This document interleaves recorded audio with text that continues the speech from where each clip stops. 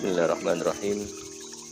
Posisinya biar Alhamdulillahirabbil alamin. Wassalatu wassalamu ala asyrofil anbiya'i wal mursalin sayyidina wa maulana Muhammadin wa ala alihi wa ashabihi ajmain. Rabbi syrah li sadri wa yassir li amri wahlul 'uqdatam min lisani yafqahu qawli, amma ba'd. Marilah kita bersyukur kepada Allah Subhanahu wa taala, Rabbul Alamin, Tuhan Maha Semesta, Tuhan semesta alam, Tuhan kita semua, pencipta kita semua, yang menciptakan dan menguasai alam semesta, menciptakan dan menguasai segala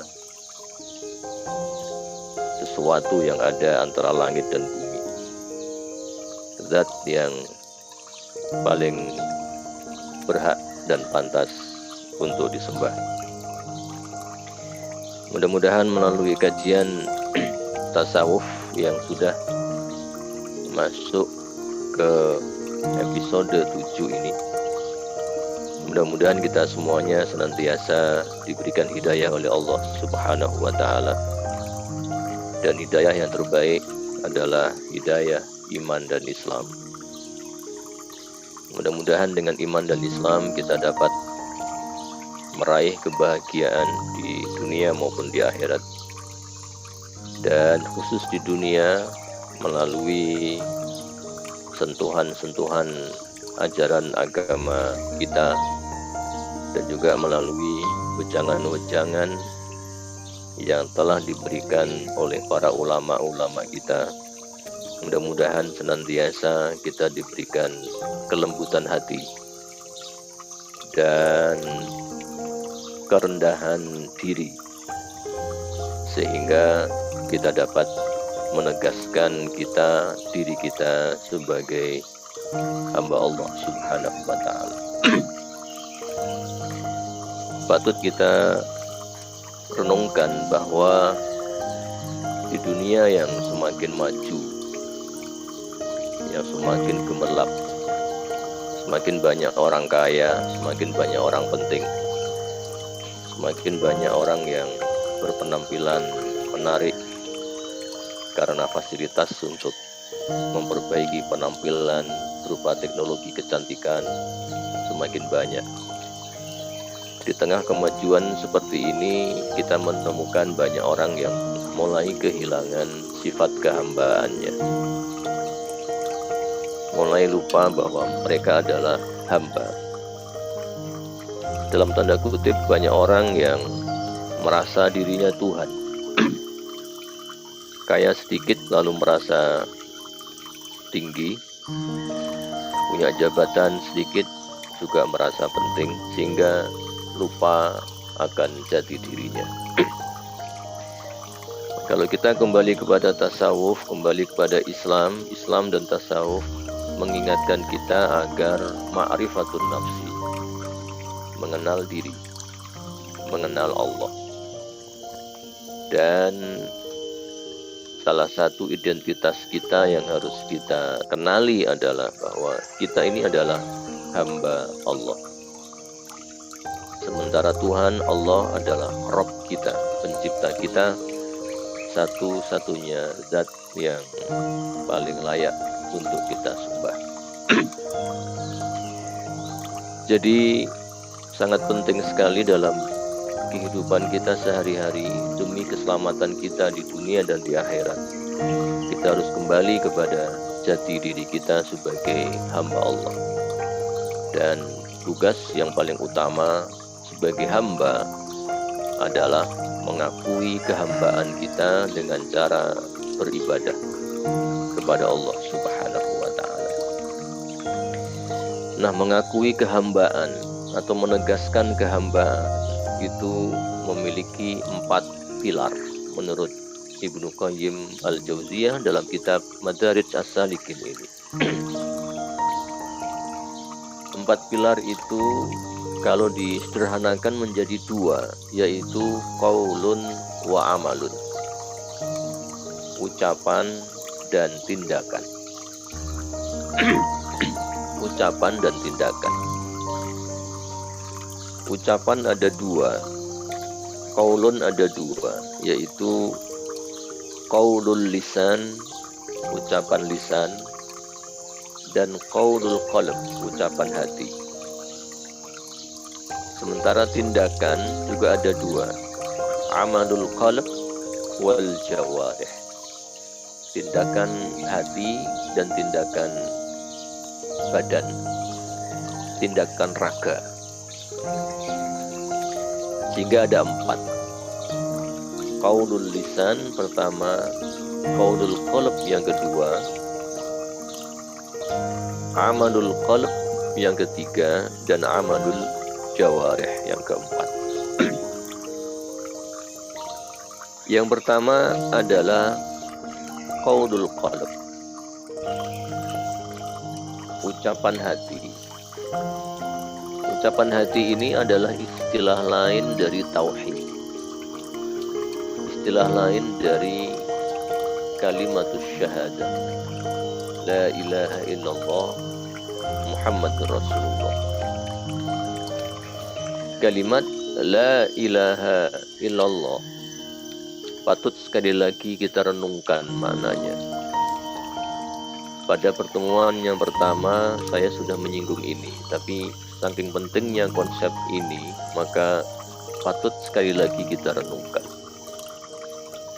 Ada 2 penggalan dalam kalimat syahadah ini. Yang pertama adalah la ilaha, dan yang kedua adalah illallah. Dan penggalan pertama dimulai dari la, penolakan, negasi. Penggalan kedua dimulai dengan illa, afirmasi. Jadi hidup kita ini antara negasi dan afirmasi, antara la dan illa, pertarungan antara la dan illa, pertarungan antara iya dan tidak. Dalam kehidupan kita sehari-hari, kita selalu berhadapan dengan berbagai macam hal, yang itu antara iya dan tidak. Iya kita lakukan atau tidak kita lakukan. Nah, syahwat kita, jiwa kita, hati kita, pikiran kita selalu berputar-putar antara itu. Kalau ada godaan di sana sini, yang berputar-putar dalam benak kita adalah antara iya dan tidak. Kalau kita sebagai seorang pejabat umpamanya menghadapi orang yang ingin menyuap kita, pasti dalam benak kita yang terfikir adalah iya atau tidak.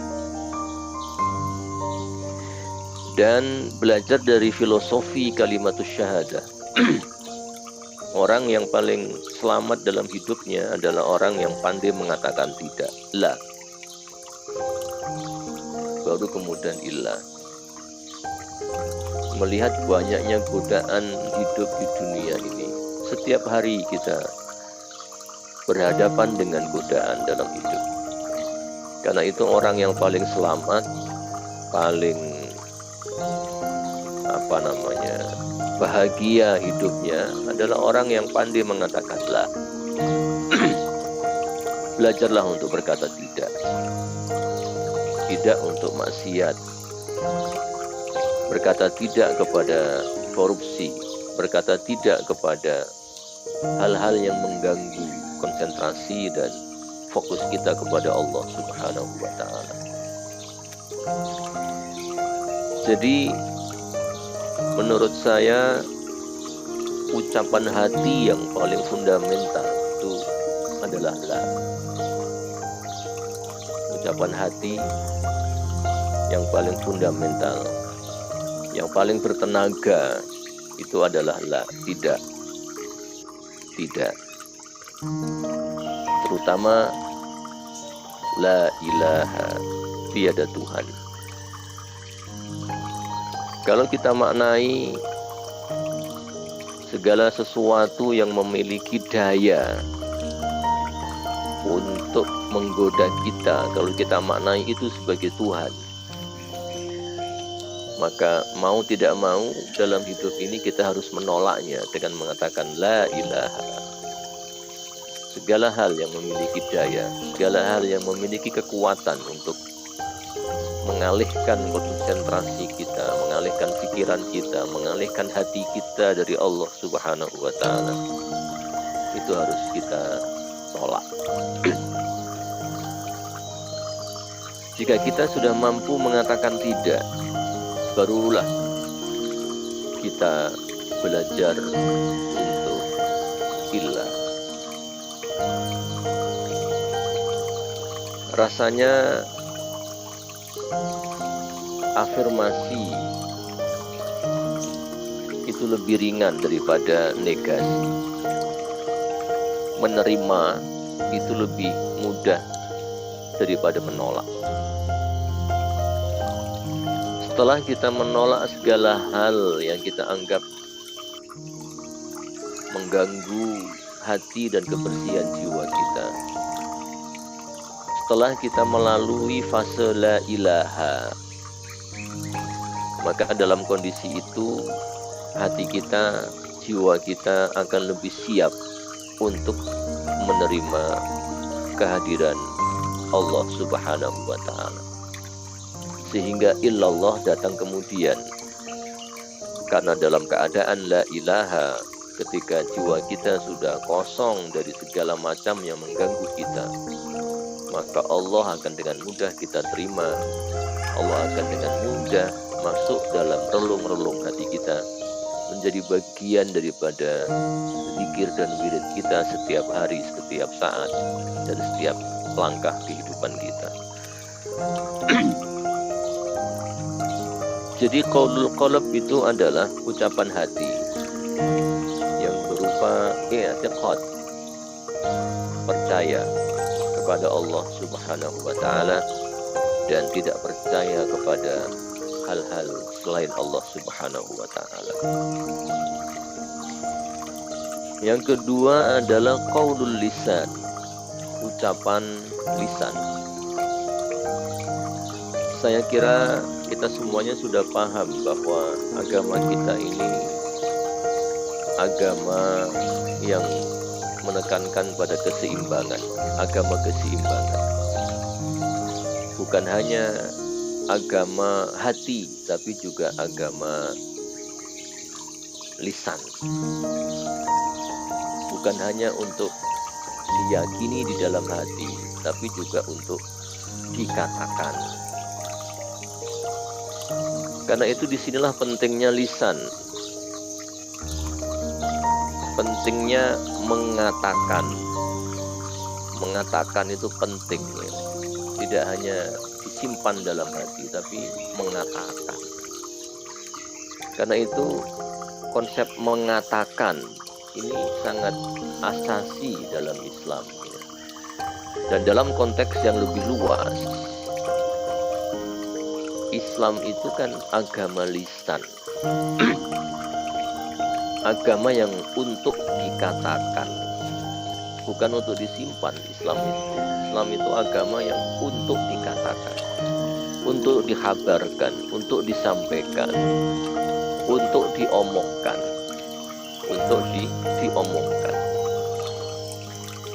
Karena itu pada dasarnya Islam itu agama omongan. Selain tentunya dia juga agama keyakinan. Selain i'tiqad, selain keyakinan, Islam itu agama omongan. Makanya Al-Quran disebut kalamullah, omongan Allah, ucapan Allah, firman Allah. Sabdanya Kanjeng Nabi disebut hadis. Hadis itu juga ucapan, omongan, percakapan. Jadi jangan salah, ya, jangan salah bahwa Islam itu agama omongan. Maka kalau ada orang ngomong, harus diketahui, oh memang agama Islam itu agama omongan kok. Jadi harus diomongkan.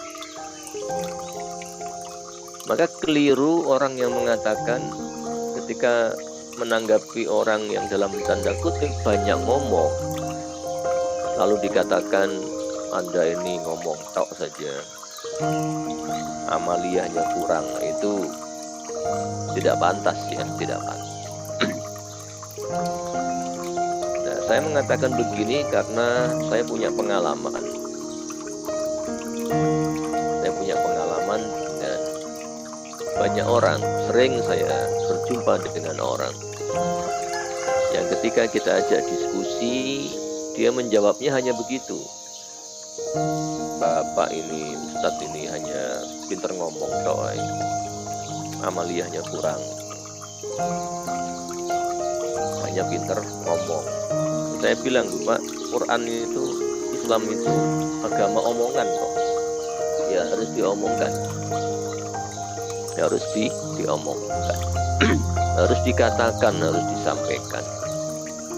Dan ini adalah qaulul lisan, dan qaulul lisan ini Ibnu Qayyim al-Jauziyah memaknai al-ikhbar, menyampaikan, menghabarkan. Mobil khusus yang dihabarkan adalah al-i'tiqad tadi itu, tauhid, keyakinan yang kita miliki dalam hati. Pada taraf individu, keyakinan itu harus diucapkan, asyhadu alla ilaha illallah wa anna muhammadar rasulullah. Itu pada tataran individu, tataran pribadi. Keyakinan, keimanan harus dikatakan. Dan pada tataran interaksi sosial, keyakinan ini, agama Islam ini, tauhid kita ini harus disampaikan kepada orang lain sebagai bagian daripada dakwah. Nah, terkait dengan qaulul lisan ini, Ibnu Qayyim al-Jauziyah antara lain mengatakan bahwa al-ikhbar, menyampaikan berita mengenai tauhid ini pada tataran interaksi sosial, itu bisa dilakukan antara lain, beliau menyebut banyak hal, tapi dua yang saya garis bawahi di sini, yaitu at-tabligh dan ad-da'wah. At-tabligh dan ad-da'wah. Dua konsep ini kalau diartikan dalam bahasa Indonesia kira-kira sama maknanya. Tabligh dan dakwah. Kira-kira konotasinya sama kalau diterjemahkan ke dalam bahasa Indonesia. Kedua-duanya bisa dikatakan tabligh atau juga bisa diterjemahkan dakwah. Kita sering mendengar istilah tabligh akbar umpamanya. Kita sering mendengarkan istilah dakwah, sangat sering, bahkan sudah diserap di dalam bahasa Indonesia. Tapi konsep tabligh dan dakwah ini sungguh berbeda. Dan saya kira kita harus memahami ini, karena banyak di luar sana, banyak pikiran-pikiran yang salah mengenai tabligh dan dakwah ini. Berangkat dari firman Rasul yang mengatakan, sabda Rasul yang mengatakan, balighu anni walau ayat. Balighu, sampaikanlah walaupun satu ayat. Sampaikanlah apa yang engkau dengar dari saya walaupun satu ayat. Persepsinya balighu. Berarti tabligh. Dalam hadis lain Rasul mengatakan falyuballigh al-hadiru minkum al-ghaiba. Kalian yang hadir di sini tolong sampaikan kepada yang tidak hadir apa yang kalian dengar dari saya. Nah, tabligh ini bukan dakwah, ini dua konsep yang berbeda. Tabligh ini kalau bahasa Indonesianya kurang lebih artinya menyampaikan. Dari kata-kata balagho. Balagho itu sampai. Sampai itu artinya dari satu tempat ke tempat lain, dari satu orang ke orang lain, dari satu mulut ke telinga orang lain. Nah, menariknya adalah bahwa ketika dikaitkan dengan dakwah Rasul, kata-kata balagho itu dikaitkan dengan ar-risalah. Ballaghar risalah wa addal amanah. Ada kalimat begitu. Ballaghar risalah, menyampaikan risalah. Kenapa balagha di sini? Sebab balagha itu artinya adalah menyampaikan apa adanya, tanpa dikurangi, tanpa ditambahi. Sehingga saya membayangkan bahwa bertabligh itu seperti tukang pos, seperti bapak pos, tukang pos. Tukang pos itu tugasnya adalah menyampaikan apa yang harus dia sampaikan, apa adanya, tidak ditambahi, tidak dikurangi. Kalau saya kirim surat ke rekan saya di Jakarta atau di Jogja umpamanya, saya sampaikan ke kantor pos, sama tukang posnya tidak dibuka, kemudian disampaikan ke alamat seperti yang tertulis dalam surat itu, juga tanpa dibuka, tanpa ditambahi, tanpa dikurangi. Jadi tabligh itu artinya menyampaikan sesuatu, menyampaikan pesan tanpa penambahan, tanpa pengurangan. Makanya ballaghar risalah, Rasul itu menyampaikan risalah apa adanya dari Allah, tanpa dikurangi, tanpa ditambahi.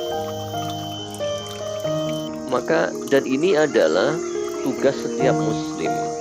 Jadi kalau ada yang mengatakan Islam itu agama yang kacau, mosok semua orang diwajibkan untuk berdakwah, padahal tidak semua orang paham Islam. Nah, itu kalimat yang salah.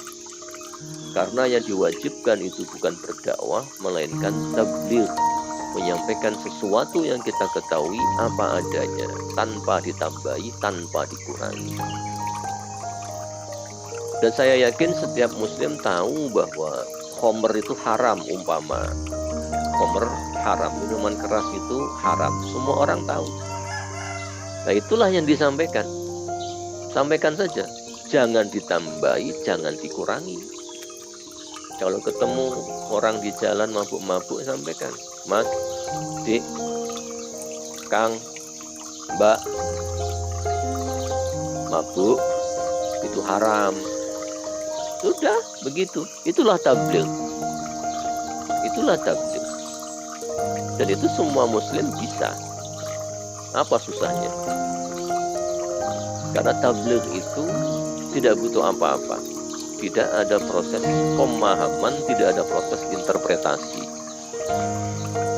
Beda dengan dakwah. Dakwah ini hanya dilakukan oleh kalangan spesialis. Ud'u ila sabili rabbika bil hikmah wal mau'izatil hasanah. Berdakwahlah kepada jalan Allah, ajaklah orang-orang itu kepada jalan Allah, yaitu berdakwah bil hikmah, jelas dengan hikmah, wal mau'izah al hasanah. Pertanyaannya, siapa yang bisa berdakwah dengan hikmah, kearifan, dan dengan tutur kata yang baik kalau bukan ulama? Karena itu kalau tabligh ini umum untuk semua muslim, kalau dakwah khusus untuk ulama, maka yang tidak ulama tidak boleh berdakwah, bolehnya bertabligh. Al-hikmah itu adalah kombinasi antara ilmu pengetahuan dengan kebajikan, dengan sikap, dengan perilaku. Hikmah itu tidak hanya wawasan, tetapi juga perilaku. Hikmah itu adalah dasarnya, aslinya, artinya adalah perilaku yang baik. Tapi perilaku yang baik itu hanya bisa muncul dari ilmu pengetahuan. Karena ilmu itu cahaya. Sehingga orang yang berilmu mendapatkan cahaya. Dan tingkah lakunya, tindak tanduknya, ucapannya, cara berpikirnya, semuanya disinari oleh cahaya itu. Maka kalau ada orang, termasuk orang yang sering atau senang berdakwah di mana-mana, ceramah di mana-mana, yang tidak mencerminkan hikmah, maka dia bukan orang yang berilmu dan tidak layak untuk berdakwah. Juga mau'izah hasanah, tutur kata yang baik, tutur kata yang baik, yang lembut, tutur kata yang baik, yang lembut. Dalam konteks ini, dalam konteks tutur kata yang lembut, saya teringat dengan sebuah hadis yang menggambarkan sebuah kejadian yang lucu-lucu dan konyol, ya. Lucu-lucu konyol, konyol-konyol lucu, ya. Dalam hadis itu diriwayatkan ini untuk menggambarkan betapa dakwah bil mau'izah hasanah itu sangat penting, ya, dan ini yang dicontohkan oleh Kanjeng Nabi. Ada sebuah hadis yang meriwayatkan bahwa suatu ketika ada seorang pemuda yang datang kepada Rasul. Pemuda ini minal ansor, berarti orang Madinah. Lalu mengatakan, ya Rasulullah, azin li bizina, izinkan saya untuk berzina. Ini kira-kira kalau kita yang menghadapi pemuda seperti ini, mungkin langsung ambil pentung mungkin, ya. Langsung emosi. Kalau ustadz zaman sekarang yang dihadapkan pada pemuda seperti ini, mungkin langsung ambil air panas mungkin. Langsung disiram. Atau langsung teriak di mana-mana. Nah, para sahabat marah, ya, kepada pemuda ini. Fazajaruhu. Para sahabat ini kemudian menghardik, menghentak si pemuda ini. Yang unik, Rasul tidak marah, malah meminta pemuda ini agar mendekat. Orang minta zina kok malah suruh mendekat. Ini kalau manusia biasa ini langsung diusir mungkin dari majelisnya Rasul. Ini majelisnya Rasul, majelis ilmu. Di situ ada Rasul, ada para sahabat. Kok ada pemuda yang minta zina, padahal zina dan nyata-nyata dosa besar, nyata-nyata diharamkan. Jadi si pemuda ini dablek bin dablek bin dablek. Tapi coba lihat sikap Rasul yang tenang, yang tidak marah. Dan yang unik, Rasul tidak bertanya kepada si pemuda, wahai pemuda, Anda tahu nggak zina itu haram? Yang unik, Rasul juga tidak mengatakan, wahai pemuda, zina itu haram, dosa besar. Unik bukan? Masya Allah, unik sekali Rasul kita ini. Apa yang dikatakan oleh Rasul? Rasul bertanya kepada pemuda yang tadi itu, atarda an yahdus dzalika li ummik. Kalau yang dizinai ibumu, kamu rela enggak? Enggak ya Rasul. Kalau yang dizinai orang itu istrimu, kamu rela enggak? Enggak ya Rasul. Kalau anakmu, anak perempuanmu, enggak ya Rasul. Kalau saudara perempuanmu, enggak ya Rasul. Kalau bibimu, enggak ya Rasul. Sampai ditanya, kalau nenekmu, enggak ya Rasul. Kalau begitu orang lain pun sama dengan Anda. Enggak ada orang yang mau ibunya, anaknya, dan seterusnya itu dizinai. Enggak ada yang mau. Sudah sampai di situ saja. Rasul lalu tidak mengatakan, oke, jauhi zina. Oke, jangan lakukan zina karena itu haram. tidak sampai mengatakan demikian, hanya bertanya lalu ditutup dengan doa, Allahumma ighfir dzambah wa tahhir qalbah wahsin farjah. Ya Allah, ampunilah dosanya, sucikanlah hatinya, dan lindungilah kemaluannya. Ini mau'izah hasanah, dan ini yang saya kira sedang hilang dalam masyarakat kita. Dalam masyarakat kita, kalau ada seseorang yang salah, lalu para ustadz rame-rame mencaci-caci, rame-rame teriak-teriak, tuding sana tuding sini, salah sana salah sini, semuanya berteriak, semuanya memojok-mojokkan yang lain dan seterusnya. Dan ini bukan cermin daripada qaulul lisan yang baik. Itu yang kedua, qaulul lisan. Jadi akidah tauhid pada tataran pribadi itu harus kita deklarasikan, dan pada tataran interaksi sosial harus kita sampaikan kepada orang lain dengan cara ad-da'wah wa tabligh.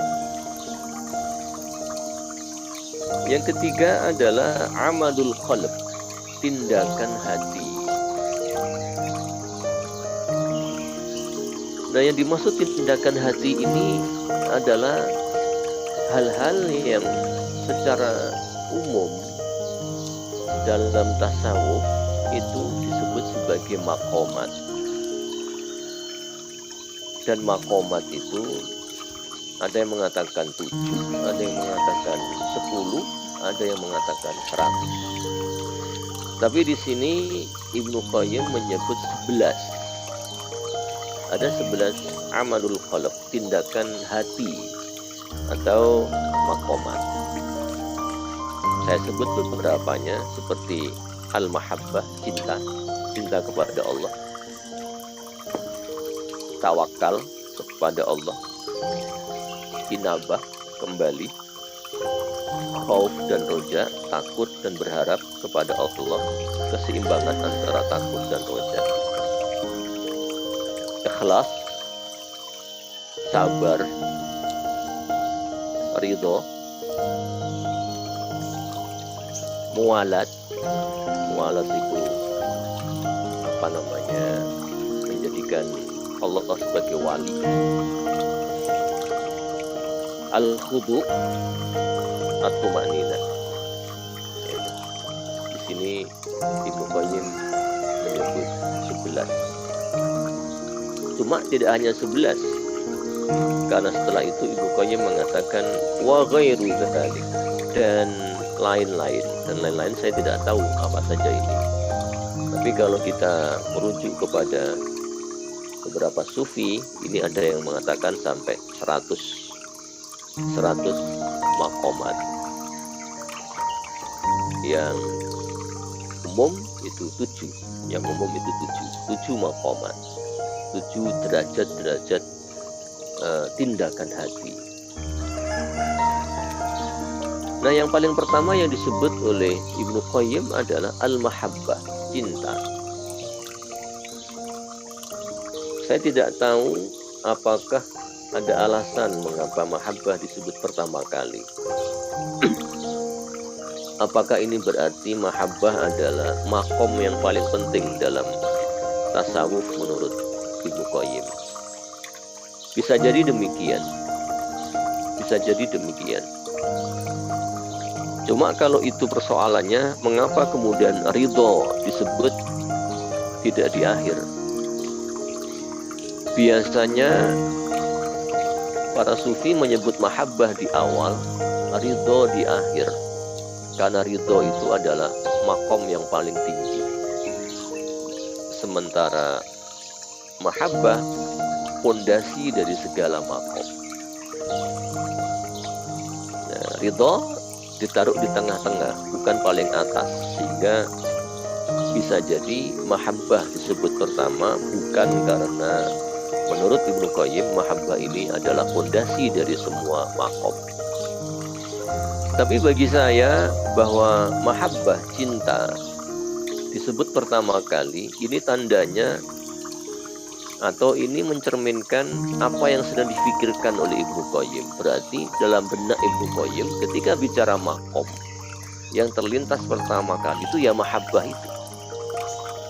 Terlepas apakah dia ini pondasi apa tidak pondasi, tapi yang terlintas pertama kali ya mahabbah itu. Berarti mahabbah ini sangat penting. Cinta kepada Allah Subhanahu wa taala. Nah, inilah sebagai seorang muslim yang harus kita lakukan. Belajar untuk mencintai Allah. Belajar untuk mencintai Allah.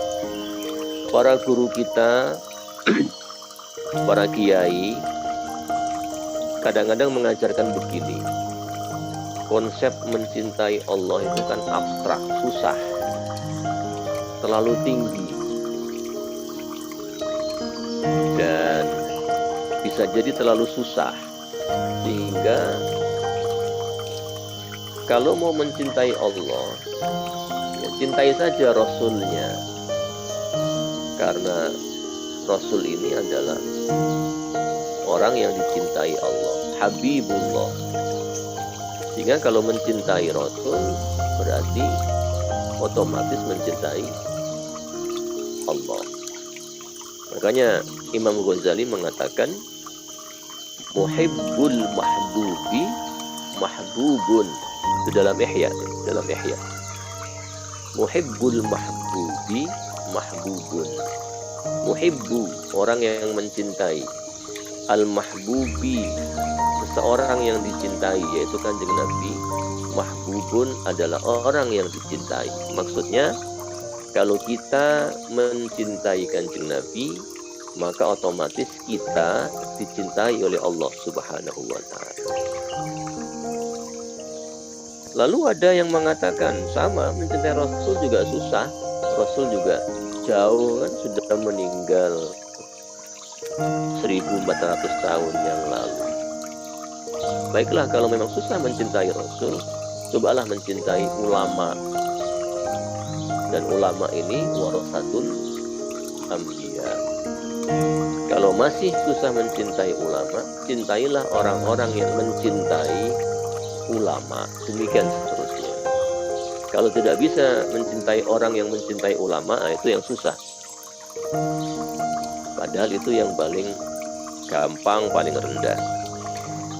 Jadi derajatnya adalah mencintai, yang paling tinggi mencintai Allah, kemudian mencintai Rasulnya, kemudian mencintai para ulama, atau kalau tidak bisa mencintai orang-orang yang mencintai ulama.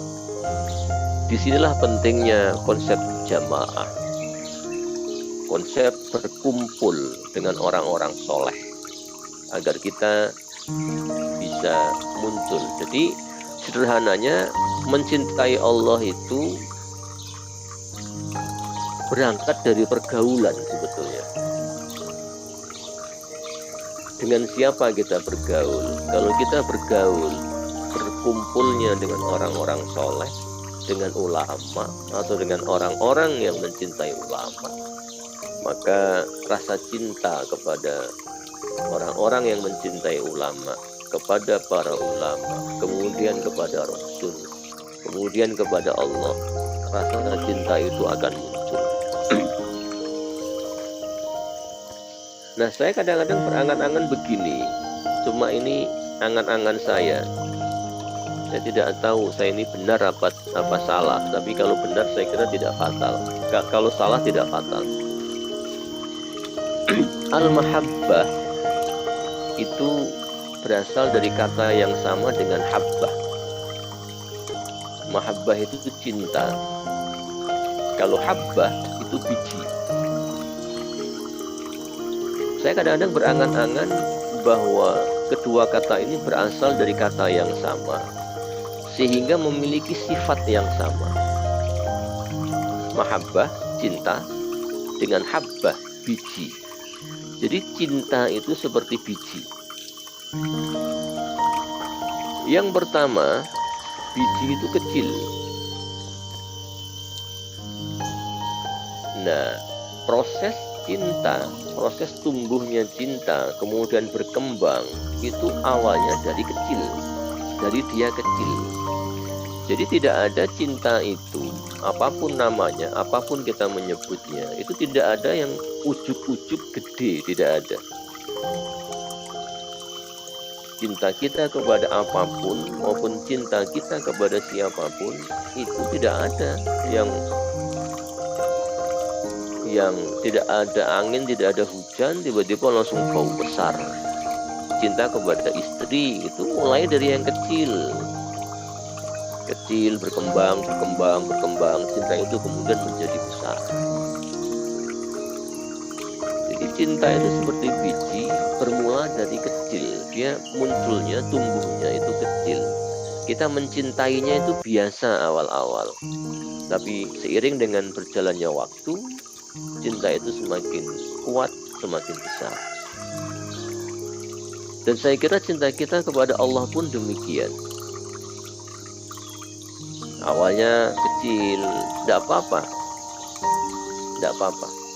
Sudah tua tapi belum muncul rasa cinta kepada Allah, tidak apa-apa. Selama sudah ada cinta, sudah bersyukur, sudah bagus. Karena memang cinta itu bermula dari kecil, baru kemudian berkembang.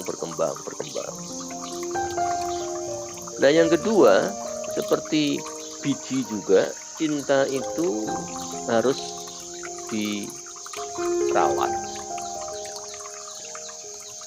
Seperti biji, dia harus kita tanam di tempat yang benar. Kemudian disirami dengan kadar air yang benar. Ditanam pada cuaca yang benar. Baru kemudian dia bisa tumbuh. Kalau kita punya biji unggul, kita tanam di tanah yang salah, disirami dengan cara yang salah,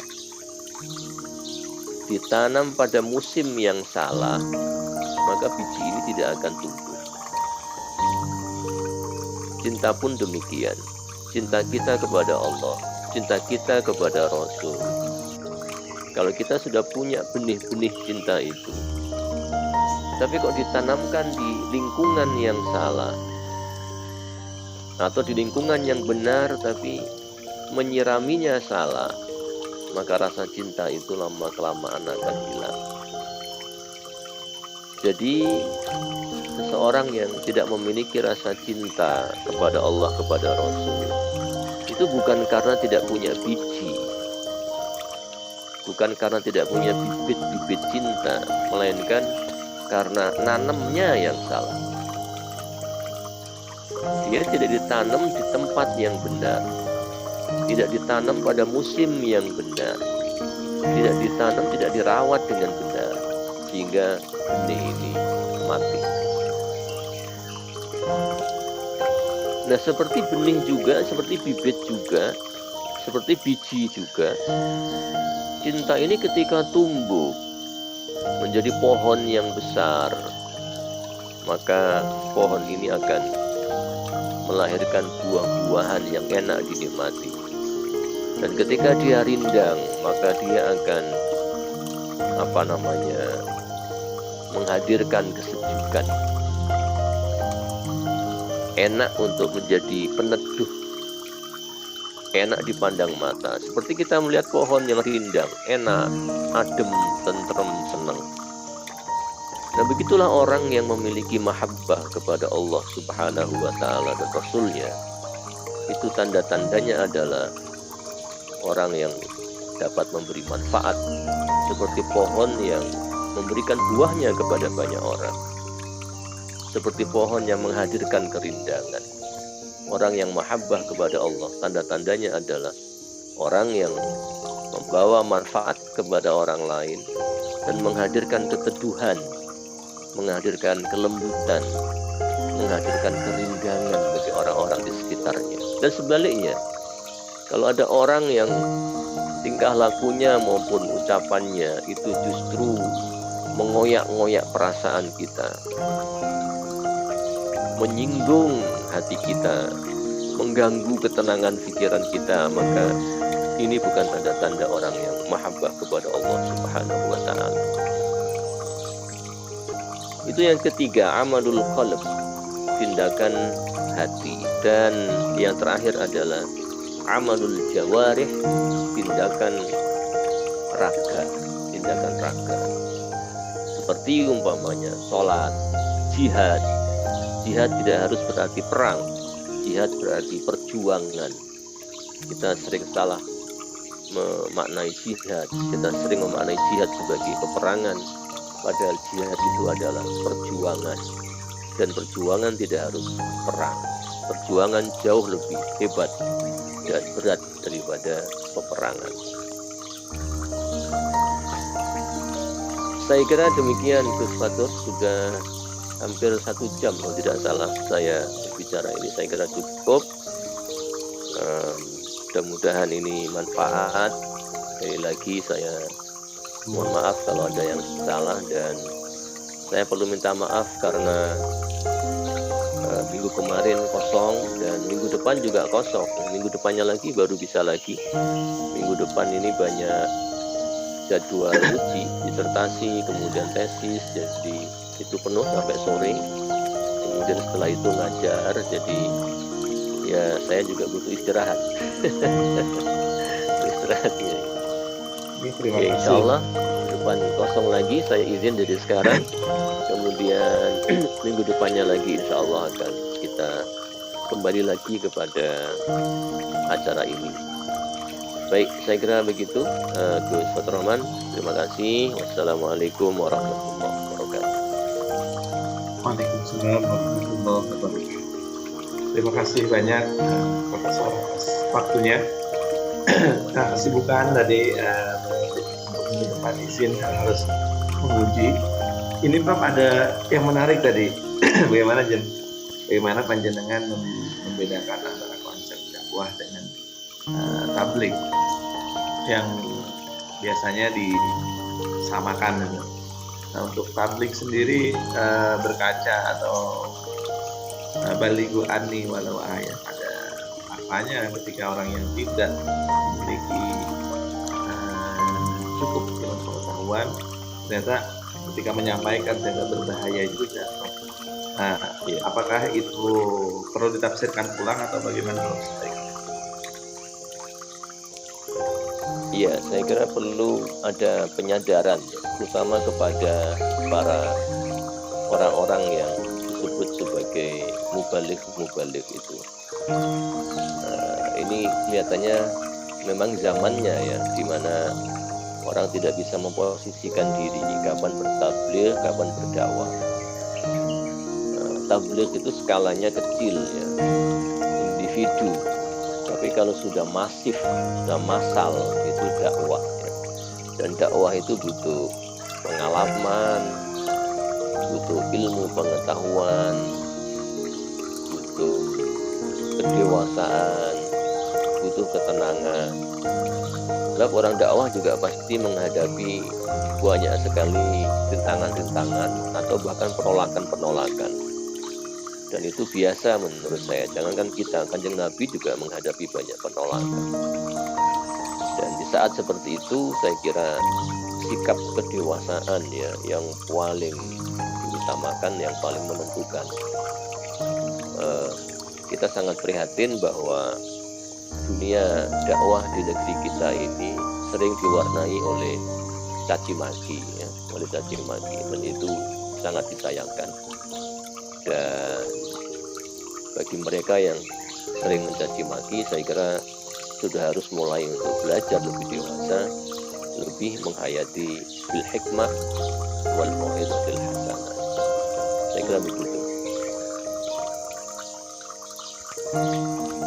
Terima kasih banyak, Prof. Mohon ditutup dengan doa. Mari kita berdoa, mudah-mudahan Allah senantiasa memberi kita hidayah dan memberi kita ilmu yang bermanfaat. Ala hadzal niyyah wa ala kulli niyatin shalihah. Al-Fatihah. A'udzu billahi minasyaitonir rajim. Bismillahirrahmanirrahim. Alhamdulillahirabbil alamin. Arrahmanir rahim. Maliki yaumiddin. Iyyaka na'budu wa iyyaka nasta'in. Ihdinas siratal mustaqim. Siratal ladzina an'amta 'alaihim غير المغضوب عليهم ولا الضالين. اللهم صل على سيدنا محمد وعلى آل سيدنا محمد وسلم ورضي الله تعالى عن كل صحابة رسول الله أجمعين والحمد لله رب العالمين. اللهم انفعنا بما علمتنا وعلمنا ما ينفعنا. اللهم أعز الإسلام والمسلمين وأذل الشرك والمشركين. اللهم إنا نسألك رضاك والجنة ونعوذ بك من سخطك والنار. ربنا آتنا في الدنيا حسنة وفي الآخرة حسنة وقنا عذاب النار والحمد لله رب العالمين.